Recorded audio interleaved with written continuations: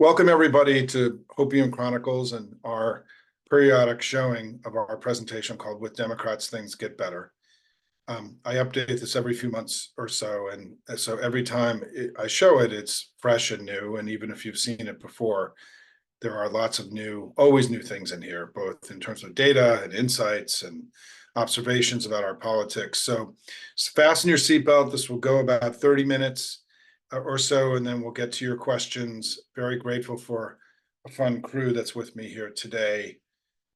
And so first of all, this presentation was really built, the granddaddy of this particular presentation, and I'm kind of a PowerPoint guy, presentation guy, was a deck that I built in 2017, responding to Trump's early American carnage narrative.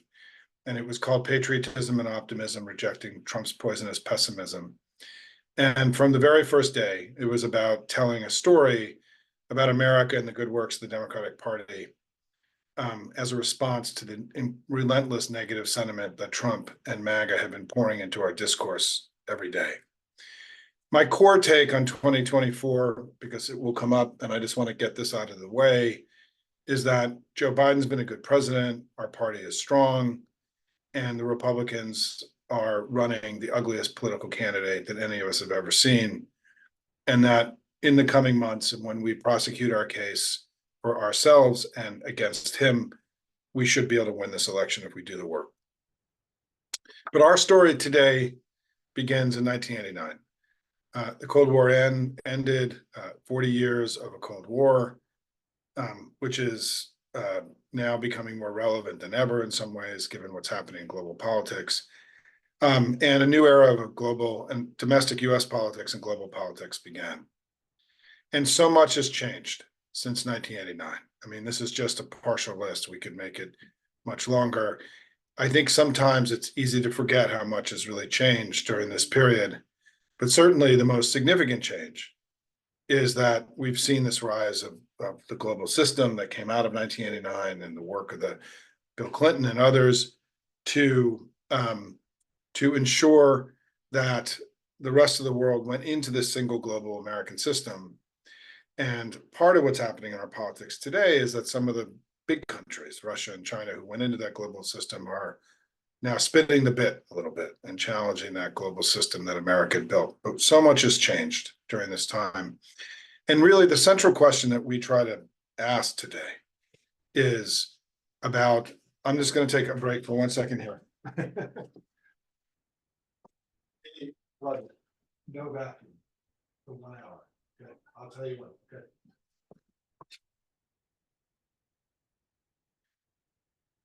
Sorry about that. We have folks at the house.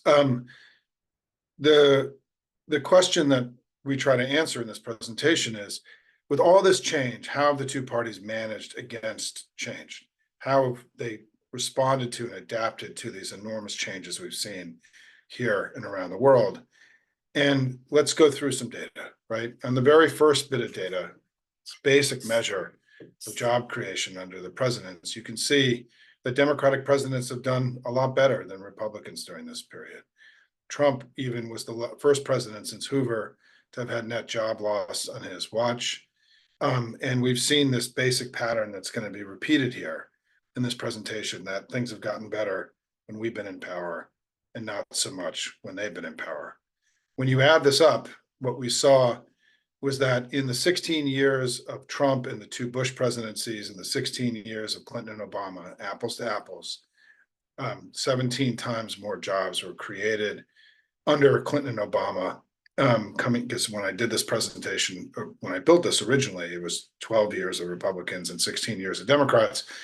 And then we've had the very strong Biden presidency in terms of job creation, right? And when you look at it in jobs per month, I find this to be an instructive graph, because it shows that Republicans have averaged 10,000 jobs per month created over 16 years. You know, last month we had 272,000 jobs created in a single month. That would be, over 2 years of Republican job creation in a single month. In some ways, this graph is the best graph, in my view, of sort of getting to what is a fundamental reality of this presentation, which is that the Republican Party has really been a failed enterprise since 1989 and the Cold War ended. They've continually failed to do their part and carry America forward in a time of enormous challenge and transformation.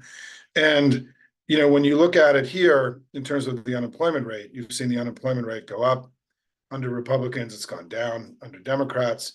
And then here's sort of the money slide of the presentation. When you add all of these things up, is that there have been 51 million jobs created in America since 1989. 49 million of them, basically all of them, have been created under Democratic presidents. There's been one party that has made America better repeatedly again and again, and another that's continually failed to do its part. These two parties are not the same. We have not been equal in our contribution to the American project over the last 35 years. And it's important that we say so and be loud and proud about this. This is GDP growth telling a similar story, right? Very strong GDP growth under Biden, 3 times what it was under Trump. And again, you've seen this pattern where Democrats, things are better under Democrats. And the Dow, and this slide is 2 months old, but interesting, the Dow is only off by a couple hundred points today from this number. You've seen this extraordinary explosion of the stock market since 1989. America is a far wealthier country than we were. This may be the greatest period of wealth creation in all of our history in the United States. And it's largely because our corporations were very well equipped to take advantage of a global economy that went from a couple billion consumers to 7 billion consumers as we stitched the world together in this single global system after 1989. And this is the wealth stock market and how much it's grown under each president.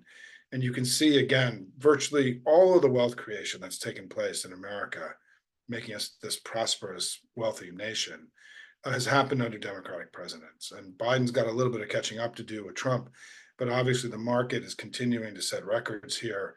And is making people's 401ks happy and making the country far more prosperous every day.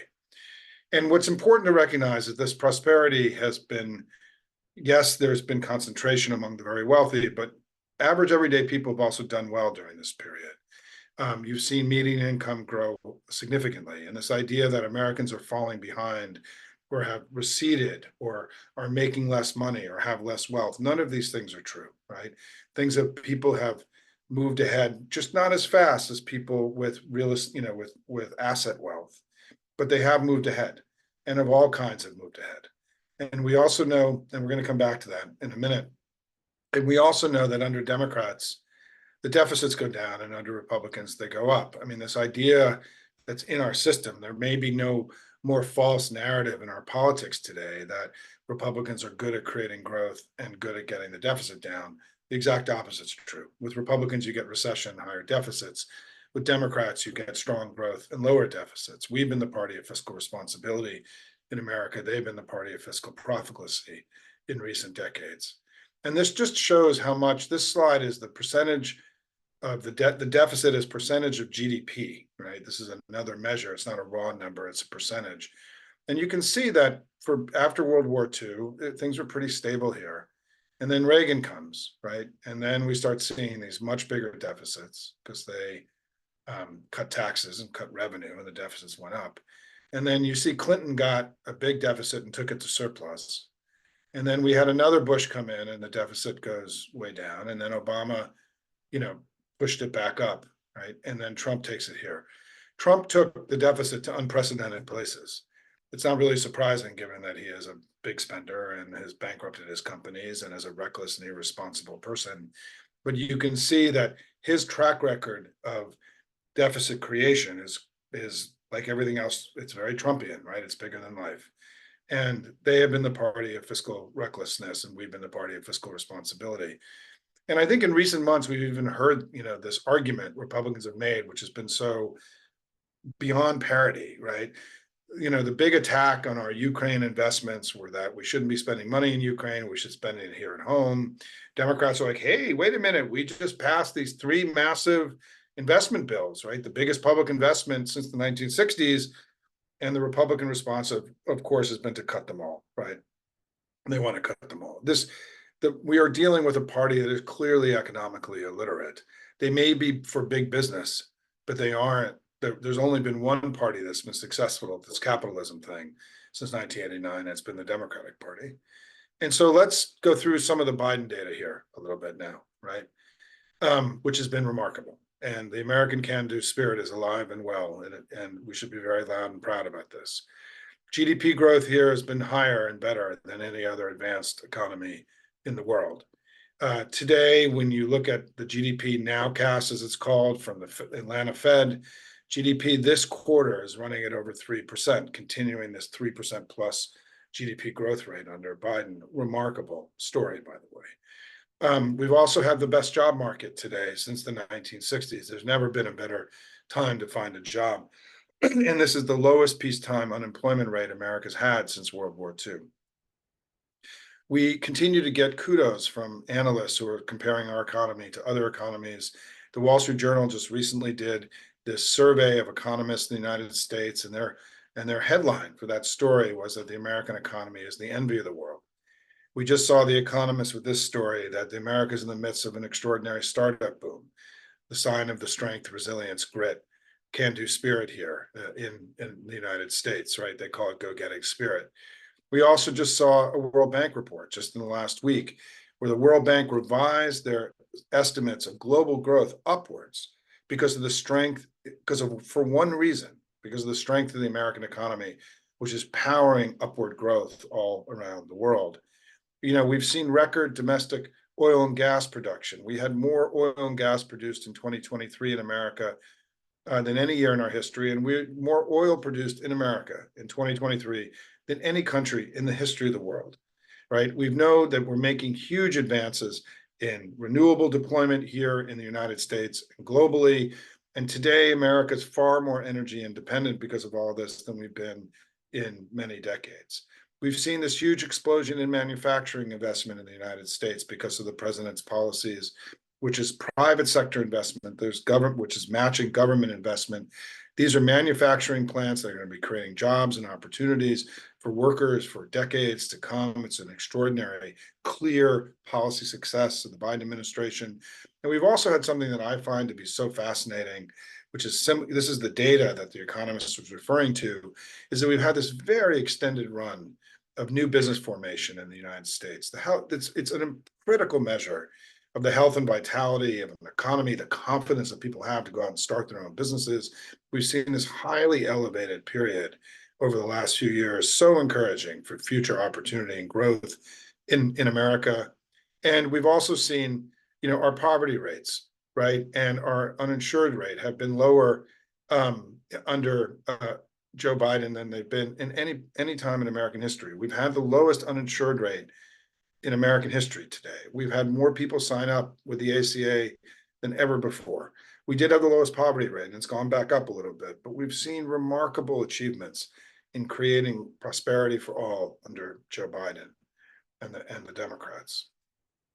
Hold on. We've also seen real wages be and this isn't real wages, this is just nominal wages, but wage growth has been at a very, very elevated level during this period, far more than I think people understand.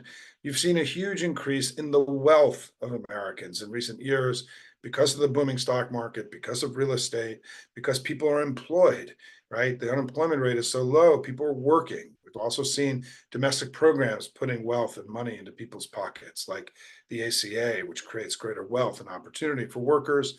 And what's really important as we go into this coming debate is that inflation last month was zero. Prices did not go up in America. Let's look at May 2024 here. Look at this column here, and you can see there's negative numbers here. Energy prices went down, gasoline went down, fuel oil went down, energy services went down, gas, pipelines went down, new vehicle costs went down. Look at food inflation, right? This is food at home over the last few months. Look at this, 0, 0.1, 0.4, 0, 0. Food prices went down in April, 0. Food prices have only gone up, groceries, by 1% over the last 12 months. This is a remarkable amount of good news.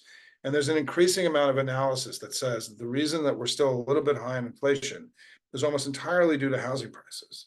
And those are also beginning to sort of level off. And so there's good news coming, we think, with continued inflation.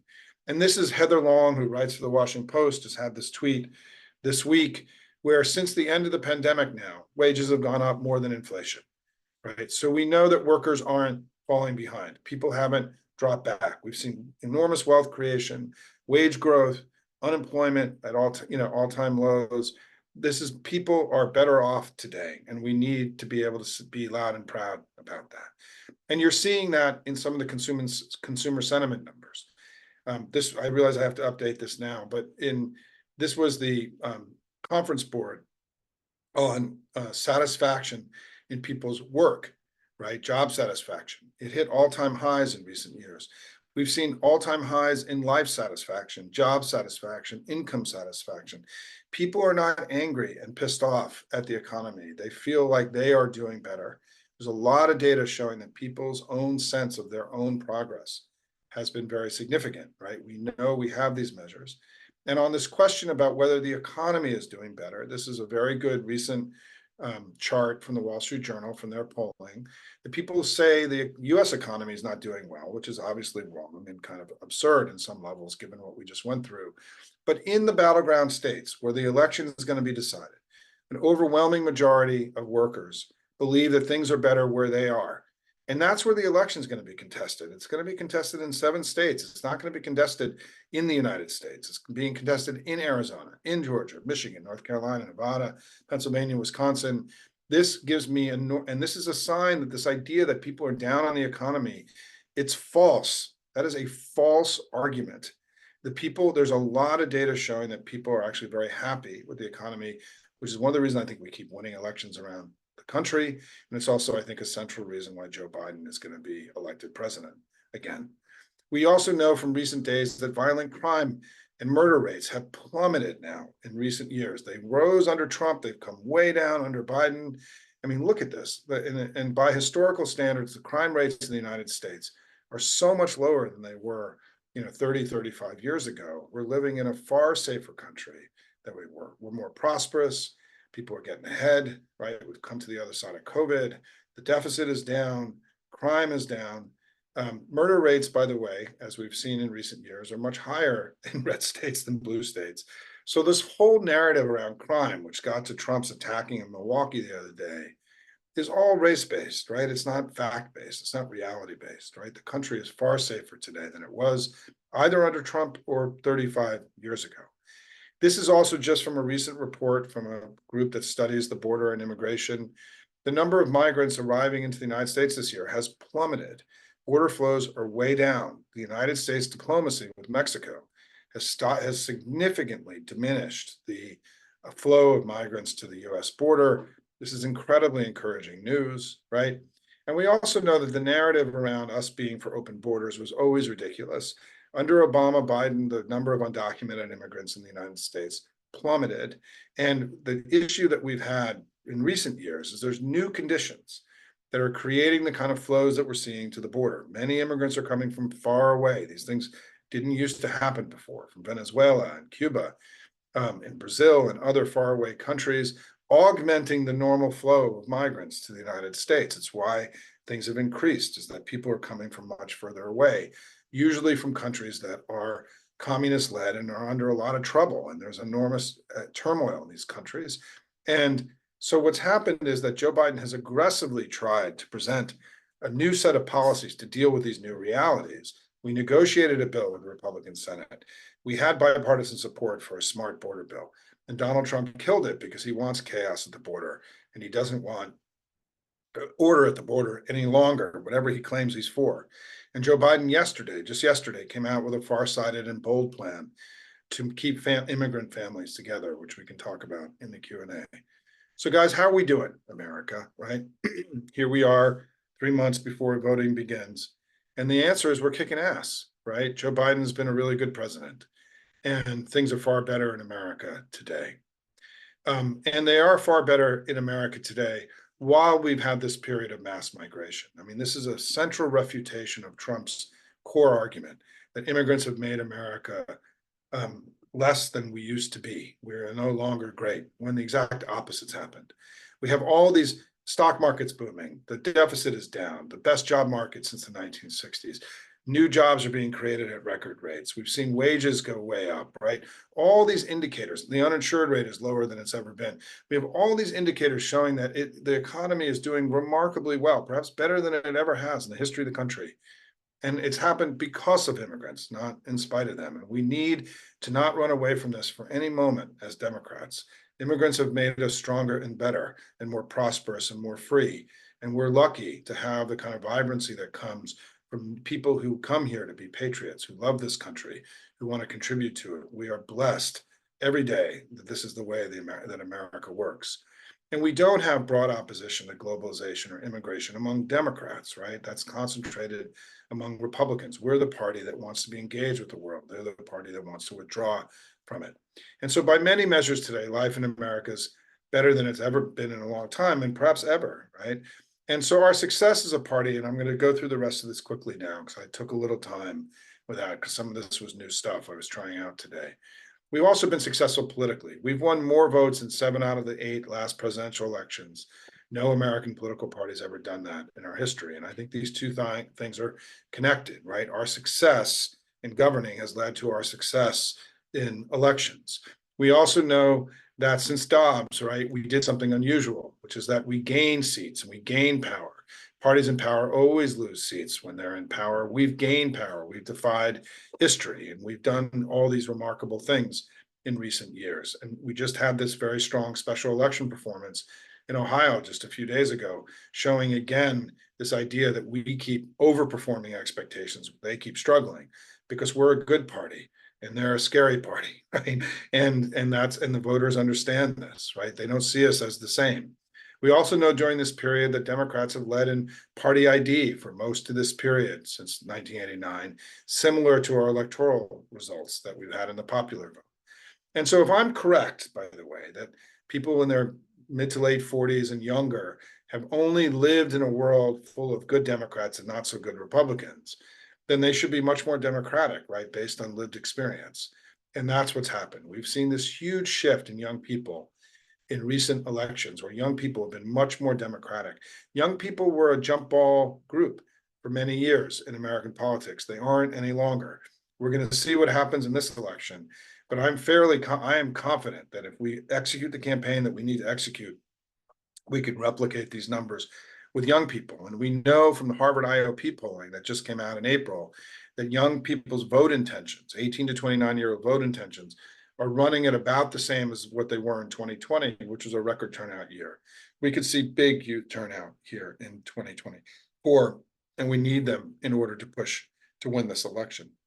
So I just want to state that one of the most remarkable things to me is that in the last 4 elections, we've averaged 51% of the vote. The last time we did that was under FDR's 4 presidencies. And so we're not only have had this incredible popular vote run, we've been performing at the best level we've had since the 1940s. We've also, going into this election, have had this remarkable run as a party in power. We're winning the national popular vote. We're winning these midterms and off-year elections. Our party is strong. We're winning. We're unified. We're raising tons of money. They're the party that looks like a raging dumpster fire every day. And so one of the reasons this youth vote matters so much is that young people are becoming an increasingly large part of the electorate. And so we need to keep growing our support with these people who are going to be the dominant part of the electorate going forward. And I'm going to do this very quickly for time reasons. Despite everything I just went through, Republicans have an advantage on the economy. And this is something that we just simply cannot accept, and we need to work much harder.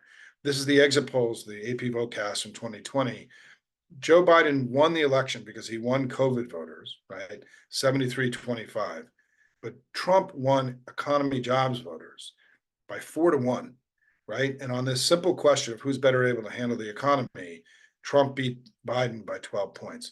Joe Biden went into the White House having won the COVID voters, and that's why he became president. But he went into the White House in a deficit with people understanding about his relationship to economic opportunity and growth. And we're still suffering, I would argue, from that same fundamental deficit all these years later. I can go through the data, but we all know where that data is, right? Which is Republicans, despite it all, 3 consecutive recessions, higher deficits, Democrats, 49 out of 51 million jobs. Republicans are still trusted more in the economy than we are, This has been something we cannot accept this in this election, and we have to keep fighting very hard to make our economic case, as I did today in this presentation, and all of you can do by sharing this presentation with everybody you've ever met, by the way. So let's just end here and let's just conclude about where we are, heading into the election. I want to just end on this note, and I did a tweet, my post today at Hopium was about this speech. And it's that, to me, the reason we're all here, and the reason and the way that we have to think about what happens next, is that 80 years ago, FDR gave this famous speech, the speech where he laid out the four freedoms, where he imagined a world that was built upon freedom and not dominion. And I think we've been in this struggle in the world between dominion, which is control of another, and freedom, which is the opportunity to do your own thing, right? And to be free. And today on Juneteenth is a day that we have to remember this, because Juneteenth is a celebration of freedom over dominion, right? And this ongoing struggle in our lives and in the world today. And what FDR set out to do in 1941, when he offered this speech, was to imagine a world that was essentially an extension of the American experiment to the rest of the world, and a world based on freedom and not autocracy and oligarchy and the way that the world had operated. And those four freedoms became the basis of the Atlantic Charter, which created the alliance that won World War II between the United States and the UK. Those four freedoms became the basis of the UN Charter, which established in international law this notion that nations needed to be free, and they were sovereign, and one nation should not have control over another. Those four freedoms became the basis of the Universal Declaration of Human Rights in 1948, negotiated in part by Eleanor Roosevelt, which established for the first time in international law the idea that human beings had to be free and were sovereign, and one human being could not have control over another. This was a huge advance in what we then called in 1948 human rights, not just the rights of states, right? And this age that we imagine, that FDR imagined, and that we have fought for 80 years, right? Joe Biden just went to D-Day and to celebrate that extraordinary moment in the evolution of the struggle between freedom and dominion, is that age that we have built is created a golden age in human history. There's never been a better time to be alive than during this period of the four freedoms and the Pax Americana. And let's just go through some data, right? More people are living under democracies in recent years than any time in human history. We know that life expectancy has exploded from 45 years to 71 years, an extraordinary achievement. The progress of global literacy, right? We've seen a tripling of literacy rates in the world, which is a precondition, right, for people being able to live their dreams and achieve remarkable things in their lives. More people have the opportunity to do today and contribute than any time in human history. And we've also seen global poverty plummet while population has exploded. This is another incredible achievement. There's never been a better time to be alive in world history than during this period of the four freedoms and Pax Americana. And what's important for Democrats and for all of us here today to realize is that we did that. The Democratic Party of the United States of America did that. We created this golden age in human history. And because of that, it's the reason that I believe that we as a party have done more good for more people than any other organized political force in all of human history. We're part of something deeply meaningful and powerful and special here as Democrats. And we need to live in that understanding as we go out in the current battle that we're in between freedom and dominion, which is to a great degree the battle of what MAGA really represents. Women in the United States have fewer freedoms and rights than they had 2 years ago. And it's because of MAGA, because they're stripping away rights and freedoms. They're not bestowing them on us. And this is a consequential fight. That's why we're all here. And it's really important as we go forward to become inspired by this extraordinary legacy of what we've done together, because it hasn't just been in the four freedoms. This battle for freedom, between freedom and dominion, has been played out here domestically. And we saw huge advances in human rights and civil rights and women's rights and the rights of all kinds of people during this period where we've expanded the opportunities for people, right? We expanded economic opportunities for people, as we just saw. We've also expanded freedom and liberty. And those freedoms and rights are under assault right now by MAGA. They want us to go back to a time of dominion and not a period of freedom. And that's why we're all here. We understand the absolute necessity of this battle that we're in. And, I used to not have this slide. I used to just say that Republicans just hadn't done their part. But we know that's not true anymore. We know that the Republican Party has descended into something deeply dangerous and a threat to our way of life and into our democracy. And so it's not just any longer that there's one good party and one party that struggled. There's one good party and another party that's trying to end American democracy and strip our rights and freedoms away for all time, right? We are not the same. The two parties are not the same. There's not a left and a right in America equally virtuous and equally full of vice. There's one good force, a force for good, the Democrats, and another force that has continually let the country down and has now become something dangerous. We simply must reject this persistent left-right frame that is shoved onto our politics, which is a gift to Republicans every time they do it, because it obscures their malevolence and their ongoing historic decades of failure as a political party. And so when you wonder about what's gone wrong with America, when people talk about how we are struggling, I just want to remind you about this, right? This basic idea that there's been one good party and one party that's not so good. And that Washington isn't broken, our politics isn't broken. One of our two political parties is. And we need to be specific about this and not to pull any punches about this. The American people deserve to understand the story that I'm telling today, so they can make up their minds about who they're going to vote for their lives, for their kids and their grandkids, and the kids and the grandkids of all the people of the world. So much is at stake here. We understand what's at stake. And what I want to say, if you need any reminder about the stakes of this election, let's just spend a couple minutes looking at some pictures, right?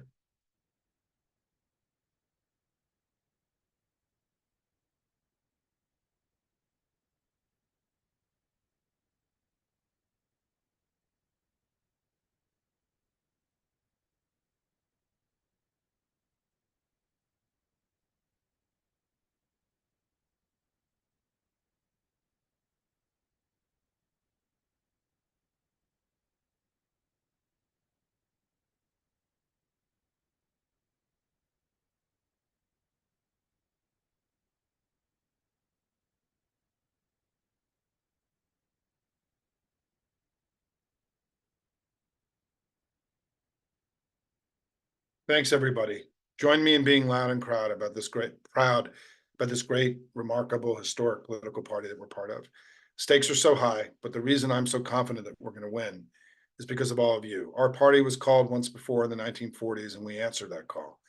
All of you, by being here today and all the work that you do, the calls that you make, the postcards that you write, the texts that you text, the donations that you make, you're answering that call in your own way. You're on the front lines, all of you, in this battle between freedom and dominion. And whether it feels that way today or not, we are winning that battle. We just keep winning elections, they keep losing. And now we've got one big election to go win together in this November. I am confident that if we do the work, we can win, and that we're on the right side of history here, because we're the Democratic Party of the United States of America, arguably the most powerful and important force for good in all of human history. Our work isn't done. In some ways, our most important work may actually be ahead of us. Thanks, everybody, very much. And let's just end on this note.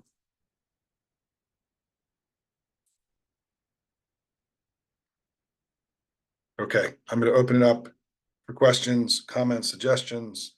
Sorry, I didn't really do my hair today. Let's get to the Q&A part. Thanks so much, everybody. Let me just look at some questions here. If you have a question, comment, put it into the box. Let me answer Tracy's question about the idea that all the that people are down on the economy. I think I have this tweet I do every couple of weeks, which is in 2022 they told us a red wave was coming and it never came, and in 2023 they told us a recession was coming and it never came, and in 2024 they told us that there'd be a strong Trump campaign, and I think it's never actually going to come. But I think we have to recognize, as I talk about a lot at Hopium, that there is that MAGA's central job is to pump negative sentiment into our discourse every day, that they want us to feel bad about our country, our leaders, our institutions, our democracy, each other. They want us to feel bad. And they want us to make us feel like we live in a failed country and that everything is terrible. And there's an enormous amount of money and power that's pumping that sentiment into our discourse every day. And we have to understand that and recognize it, and recognize that that's by design and by intention, and that it works, right? I mean, they pulled off the red wave in 2022. They convinced the media that something was happening in our politics that wasn't actually happening, right? And didn't happen. And the same thing is true with the economy. They have convinced people who write about the economy. I just showed you all this data showing that people actually think things are going really well. But instead of looking at all that data, just like what happened to the red wave, in 2022, the red wave, there was data showing Republicans winning, which was largely funded by them and created by them, but it was showing them winning. And then there was this other data showing a close competitive election. We didn't really know. And responsible commentators should have discussed the tension in the data, meaning that we don't know what's going to happen. Some of this data says good day for Republicans. Some of it says good day for Democrats. We don't know what's going to happen. The media kind of settled on the good day for Republicans narrative. Same thing's happening with the economy. 95% of the data we have about the economy suggests that we are living in a remarkable period in our history. There's a little bit of data over here showing that the people are not happy about it. Sorry, I'm coming in and out of focus here. I don't know why that is. And what's happened is the media has settled on that sort of perception. And again, I often talk in my presentations about how we have to distinguish between what is true and what people believe. I mean, what is true is that we're living in a boom time in America.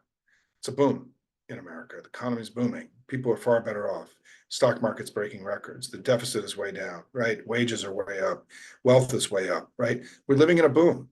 We're the best job market since 1960, the lowest uninsured rate in American history. Crime rates are plummeting. Border flows are plummeting. We're producing more energy than we've produced in decades, right?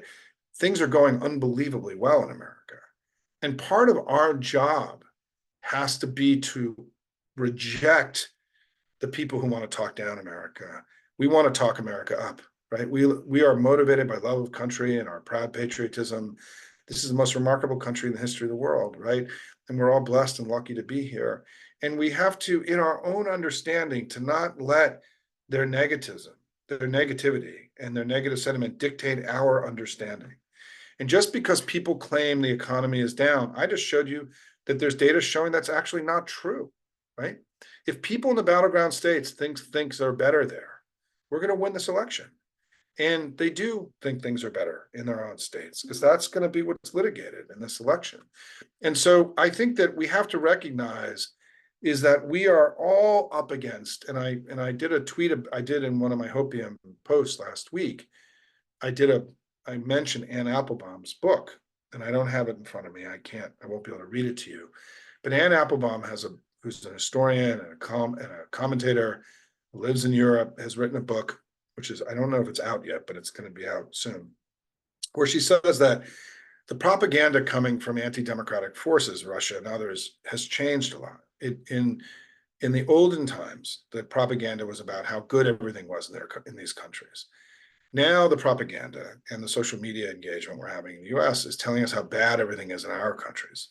And that we're up against, this enormous propaganda, global and domestic propaganda machine that wants to weaken America, that wants to restore dominion and not freedom. We're in a pitched battle against them for the hearts and minds of the American people. The good news is we just keep winning elections, and that we have a majority on our side who are with us. But it also means we have a lot of work to do. We can't take anything for granted. And I've been running this campaign at Hopium called Making June Count, where I argue that we got to, stay focused on the work right now, right? We can't wait till August or September. And the community at Hopium has really responded to this call. And I'm really proud of all of you. I mean, what I say oftentimes, and I said it today at Hopium, is that part of the reason I'm so confident we're going to win is because just like in the 1940s, when we were called as a country and a party, we answered that call. Well, millions of Americans are answering that call every day by all the work that you do, right? And the postcards you write and the texting you do and the money you give. You're answering that call. We're answering that call. And it's why that superpower I think that we have because of all of you is a central reason why I'm so confident that we're going to win. And listen, the media does cover this. I mean, let's be very clear about this. I mean, I was showing you news clips today about, envy of the world and startup boom and all this stuff. But we as Democrats have to do a better job at being able to make this fundamental argument that things are far better today, loud and proud. No commas, no howevers, no semicolons, nothing. Things are better. We still have work to do. The economy is booming and inflation's too high. If we spend all of our time in the next 5 months talking about things we haven't done or things that we haven't been successful at, I don't know that we're going to win the election. We've got to start, the way we get graded is, did you make things better as an incumbent party? We did. We need to be loud and proud about that. And then we also need to start imagining what the world would be like with Joe Biden for 4 more years or Donald Trump for 4 years and how different the world would be, right? And start articulating all this. I write about this a lot at Hopium today. If you haven't read my post today, go there and I address this, directly today at Hopium. Let me just see other questions. Yeah, in my Hopium post today, there are links to get donating and volunteering to all the campaigns that we're working on. If you go to Hopium today,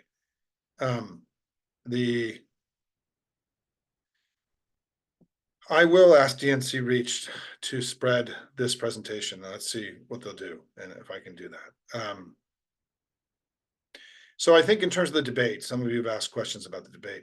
Yeah, I think Trump's going to debate. I think we're going to, I didn't think so, but now I do. I think we're going to have a debate next week. It's going to be I think in terms of electoral analysis, and I'm going to write this tomorrow at Hopium, I think the election's changing. I think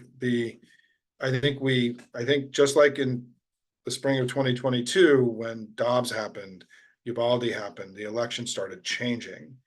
And we didn't know what the election would become, but it started changing from where it was. The election pre-Dobbs, pre-Uvalde was largely about, let me get a little closer, I think it will help with the picture, was largely about inflation. And then the election became about something else. It became about the dangers of MAGA. I think the conviction of Trump a few weeks ago has begun a process of the election changing. We now have 6 national polls showing Biden gaining between 2 and 4 points since the verdict a few weeks ago. Some don't have that, but a bunch do, right? The data doesn't always point in all the same direction. And when elections change, what usually happens is that the data starts getting bouncy, right? You start seeing stuff bouncing around. That's a sign of a changing, not a stable environment. And I think we are in a changing environment. People's opinions about the election are starting to shift and move a little bit, right? This is something we all thought was going to happen. I mean, this was the premise of my argument that, the reason why I wasn't freaking out about Joe Biden's, polling a few months ago was that I knew that once people started checking into the election, we could make this argument that we've been making all over the country, which is we're good and they're scary and you shouldn't vote for them, right? And that's been so successful for us. And what happened is just like what happened with Dobbs 2 years ago. This verdict has sort of reminded people of the ugliness of Trump and MAGA. It's thrown the ugliness in Trump and MAGA in everybody's face. And there's been a shift, it looks like. We'll see. I mean, we have to see if these things sustain. But then we have a debate next week. And then we have Trump sentencing. And then we have the RNC, the convention just in the middle of July. And then we have our convention in the middle of August. And then we have another debate at the beginning of September. And then early voting starts on September 20th, right? So I think we're now shifting into the real election. I think we're at the beginning stages of what will be the election itself. I think up until Trump's conviction, we were sort of in a pre-election state or an early stage. We're now getting into the middle or the end. Elections are like cement drying, right? They get, over time, right? They sort of take on a personality and every election is unique. No election is like any other election. This election is starting to become 2024. And I think right now, that election is a close competitive election. I think I think we're likely to win in Michigan, Pennsylvania, and Wisconsin. I'm heading to Wisconsin tomorrow to campaign with the Wisconsin Democratic Party and Ben Wickler. And then where Hopium's focus is on what I feel like are the next best opportunities. Because if we win Michigan, Pennsylvania, and Wisconsin, we get to 269. How do we get to 270? And I think the three ways we get to 270 that I'm most enthusiastic about are Arizona, North Carolina, and Nebraska. Arizona, North Carolina, because they have these extremist candidates that I think are going to make it Kerry Lake and Mark Robinson, they're going to make it very hard for Republicans to win there, as they struggled in 2022 with similar candidates. And also the blue dot, this one electoral college vote in Nebraska too. Polling there has Biden ahead, and we should win there. And it's why I'm very proud that we raised a bunch of money to go into the Nebraska Democratic Party. I mean, Trump has to win Michigan, Pennsylvania, one of Michigan, Wisconsin, or Pennsylvania to win. And right now, he's not ahead. Trump is not ahead in this election. It's an absurdity for anyone to assert that.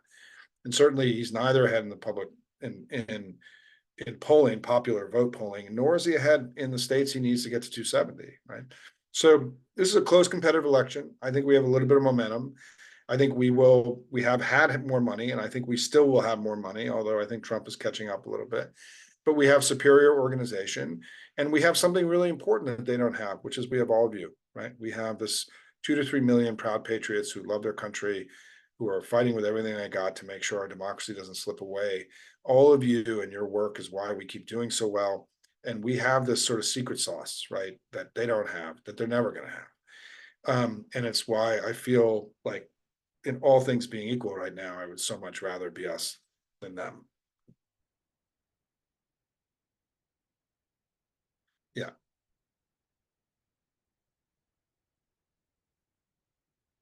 Yeah, look, I think there's a bunch of questions here about sort of why isn't all of this better known? Why the I think that what I would like you to think about is what can you do, right? Not what can others do, not what can the DNC do, not what can Joe Biden do, what can we all do?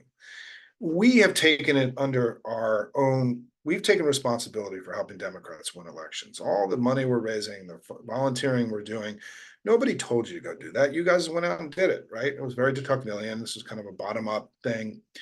We need to be bottom-up information warriors too, right? We need to take greater responsibility for our discourse every day.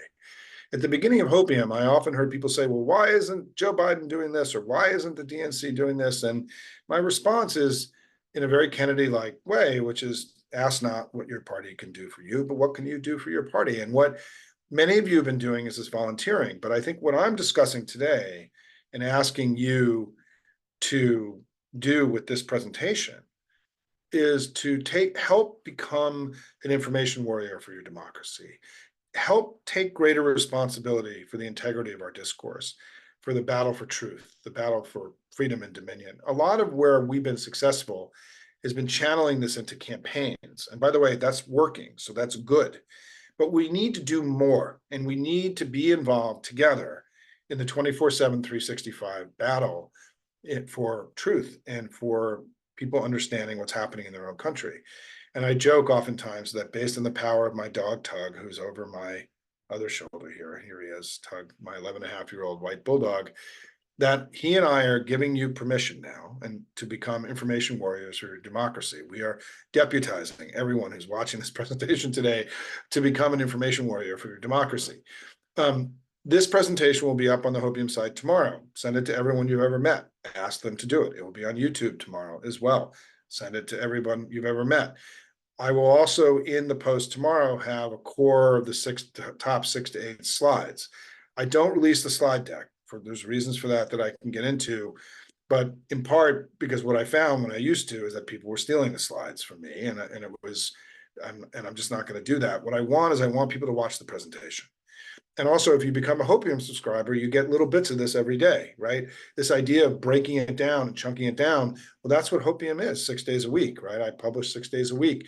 Many of the slides that you saw today have shown up in Hopium in my daily work, right? This is all very integrated. So when you say people to me, well, Simon, I need a shorter version of this. The shorter version is Hopium itself, and to become a subscriber for free to Hopium. And I think if you do that, that's how you can, become a more potent information warrior. The whole reason I founded Hopium was to give all of you more tools to be more successful in your work. I have spent the last several decades advising politicians and people in the administration, and now I'm essentially advising all of you, right? And giving you more tools to make you more muscular and powerful, because I believe in this power of the 2 to 3 million of all of you who are going to work and doing the work. I see it. I've seen it with my eyes. I've seen it in elections. I would rather be advising the 2 to 3 million of all of you than any politician these days, because I think it's the central source of our power and success. And that's why I'm here. But additional thing we have to do is start becoming more aware of taking greater control over our discourse. And so, for example, this week I wrote about the Surgeon General's proposal to start putting warning labels on social media. I am 100% for that. That is us beginning as a country to take responsibility for the degradation of our daily discourse that's happened in recent years, which has happened for a variety of reasons. There's no one single thing. And so this has to become central to our defense of democracy, which is the restoration of greater information integrity in our daily discourse. And that's part of what I do at Hopium, which is that I'm speaking with data and facts and giving you and arming you to become more effective warrior for your democracy, information warrior, political warrior, for democracy, for freedom over dominion, for all the things that we care about so much. Let me go back and see. Yeah, look, I mean, people are asking questions about how do we convince people that, well, first of all, that's what campaigns are for, right? Like we are going to have a lot of money. All this money you're giving is allowing our candidates to be loud and to go make their case and to go out and argue. But I also am arguing that tactically, we have to start taking greater responsibility for the 24/7, 365 thing. And I think not only does Hopium exist, but all of you have other Substacks that you follow. But you also know there are organizations like Midas Touch and Courier Newsroom and Deep State Radio and Pod Save America and Daily Kos and I'm forgetting Resolute Square, who are out there every day fighting for our democracy. And we need this constellation of pro-democracy media. I mean, Courier Newsroom has one of the, I think, the largest TikTok following of any left of center or pro-democracy media organization. Midas Touch is getting as many views on YouTube on the weekends as MSNBC and NBC, and the news organizations. We have more agency and power here. And what I'll conclude with is this thing I talk about all the time, how Dr. Timothy Snyder in his book on tyranny, do I have it here sitting here? I have a copy of it. It's small. If you haven't read it, I have copies all over the house. I don't happen to have one sitting here. Yes, I'm a nerd. I have these little books that I read around the house, but if you haven't read On Tyranny, you should. It's only 100 pages or so. You can read it in an afternoon. And in the very first lesson in the book, Professor Snyder talks about how what authoritarians want and autocrats want and what Trump wants and what MAGA wants is they want us to obey in advance. They want us to do their work for them without them having to ask. And obeying in advance is worrying more and doing less.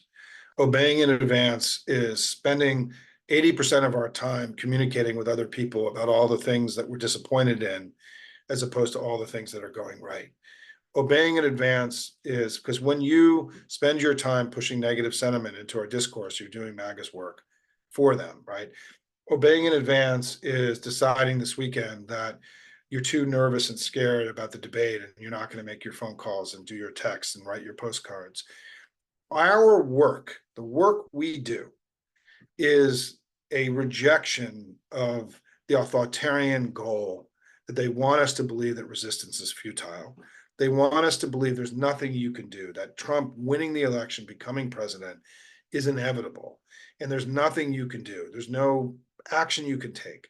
And our rejection of that, our saying that, fuck that, as I say all the time, that we're not going to go along and we're not going to obey advance, is by doing more and worrying less, by all the actions we take at Hopium, all the things that you do, by not descending into the negativity and the fear and the worry and the fetal crouch they want you to go in, but being loud and proud and strong and confident and exhibiting love of country and patriotism.